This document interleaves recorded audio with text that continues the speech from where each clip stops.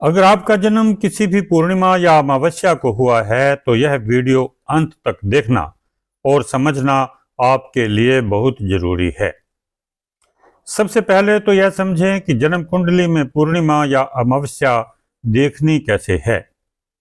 जन्म कुंडली में यदि सूर्य और चंद्रमा किसी भी भाव में एक साथ स्थित हैं तो यह अमावस्या का योग बनता है, और यदि सूर्य व चंद्रमा आमने सामने हैं यानी एक दूसरे से सातवें भाव में हैं तो आपका जन्म पूर्णिमा का होता है।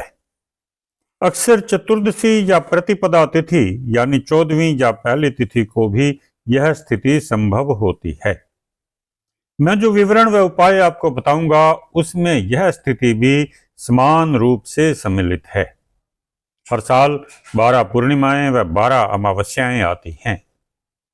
ये सभी विशेष दिन होते हैं और इन्हें किसी न किसी त्योहार के रूप में या पूजा पाठ व व्रत के रूप में मनाया जाता है। प्रत्येक मास को 2 भागों में बांटा गया है, एक शुक्ल पक्ष और दूसरा कृष्ण पक्ष। अमावस्या के बाद शुक्ल पक्ष आरंभ होता है यानी बढ़ता हुआ चंद्रमा, और पूर्ण चंद्रमा के दिन पूर्णिमा होती है। उसके बाद चंद्रमा घटता रहता है और पक्ष के अंत में अमावस्या होती है। आकाश में चंद्रमा न दिखाई देने से उस दिन रात्रि के समय गहन अंधेरा होता है। प्राय शुक्ल पक्ष को सकारात्मक पक्ष माना जाता है और कृष्ण पक्ष को नकारात्मक पक्ष माना जाता है। इसे उजाला और अंधेरा पक्ष भी कहा जाता है। दोनों पक्षों का अपना महत्व है। अगर अंधेरा नहीं होगा तो उजाले का कुछ भी महत्व नहीं होगा। अगर जीवन पर नकारात्मक प्रभाव नहीं होगा तो व्यक्ति को सकारात्मकता का अनुभव भी नहीं होगा। यदि पृथ्वी पर राक्षस प्रवृत्ति के व्यक्ति नहीं होंगे तो देवता तुल्य व्यक्तियों का कुछ भी महत्व नहीं होगा। अगर रात नहीं होगी तो दिन का महत्व भी नहीं होगा।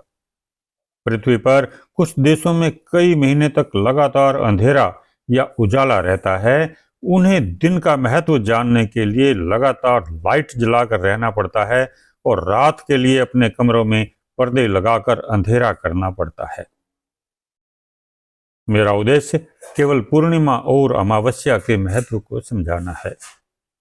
अगर आपकी जन्मपत्री में पूर्णिमा का चंद्रमा है तो यह बहुत शुभ है, परंतु यदि इस पर जरा सा भी पाप प्रभाव है तो पूर्णिमा के आसपास आपका मन अधिक बेचैन रहेगा। रात में नींद नहीं आएगी, निराशा देने वाले विचार मन में आते रहेंगे। कुछ लोगों के मन में आत्महत्या करने या दूसरों की हत्या करने या बहुत बुरा करने के विचार भी आते हैं। इसे आप इस बात से समझ सकते हैं कि पूर्णिमा के दिन ही समुद्र में ज्वार भाटा आता है। चंद्रमा का जल से सीधा संबंध है। पूर्ण चंद्रमा जल को अपनी ओर खींचता है। मनुष्य के शरीर में भी 70% से अधिक जल होता है। चंद्रमा के प्रभाव के कारण ही पूर्णिमा के आसपास किसी किसी की मानसिक स्थिति अधिक खराब होती है। व्यक्ति या तो अधिक भावुक हो जाते हैं या अधिक उत्तेजित हो जाते हैं। मनोचिकित्सक का काम भी इन दिनों में ज्यादा बढ़ता है। इस पर गहन चिंतन और रिसर्च करने की आवश्यकता है। पूर्णिमा के आसपास किसी तामसिक वस्तु का सेवन नहीं करना चाहिए। मीठ, शराब या किसी अन्य नशे से भी व्यक्ति को पूरा परहेज करना चाहिए। इसके दुष्परिणाम व्यक्ति को आजीवन झेलने पड़ते हैं। शुक्ल पक्ष में देवी देवता व शुभ शक्तियां सक्रिय होती हैं, वहीं कृष्ण पक्ष में भूत प्रेत, आसुरी शक्तियां व पितृ आदि अधिक सक्रिय होते हैं। अमावस्या को चंद्रमा दिखाई नहीं देता। जो लोग अधिक भावुक होते हैं उनके लिए यह कष्टप्रद समय होता है।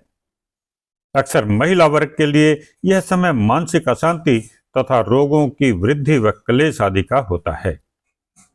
जन्मपत्री में किसी अशुभ ग्रह का प्रभाव यदि चंद्रमा पर हो तो स्थिति बहुत असहज व निराशापूर्ण होती है। नकारात्मक सोच वाले व्यक्तियों के जीवन में अमावस्या के प्रभाव से कष्टों में अधिक वृद्धि होती है। सावधानी में ही बचाव होता है। मादकता व पाप कर्म बढ़ाने वाले खान पान, विचारों व कामों से परहेज रखना सर्वश्रेष्ठ उपाय है। इन समस्याओं से बचाव के लिए हम पुरुषों को केमद्रुम शांति लॉकेट तथा महिलाओं को शनि विषयोग निवारण लॉकेट व तंत्र बाधा दोष निवारण लॉकेट देते हैं, ताकि चंद्रमा को बलि बनाकर ऐसे दुष्प्रभावों से आसानी से बचा जा सके। यदि आपकी जन्मपत्री में अमावस्या का योग है तो आपको एक बार अमावस्या के दिन विधि पूर्वक दान करना चाहिए। इसकी सही विधि से संबंधित वीडियो मैं पहले ही YouTube पर डाल चुका हूं। यदि आपको न मिले तो ऊपर दर्शाए गए नंबर पर व्हाट्सएप करें। आपको दान से संबंधित पूरी जानकारी, यानी यह कब, कहां और किस प्रकार करना है और इसका संकल्प भी करवाना है, यह सब लिखकर या वीडियो के द्वारा भेज दिया जाएगा। सावधानी में ही बचाव है। आपका कल्याण हो, यह मेरी कामना है। वीडियो को लाइक करें, चैनल को सब्सक्राइब करें और शेयर भी करें। बहुत बहुत धन्यवाद।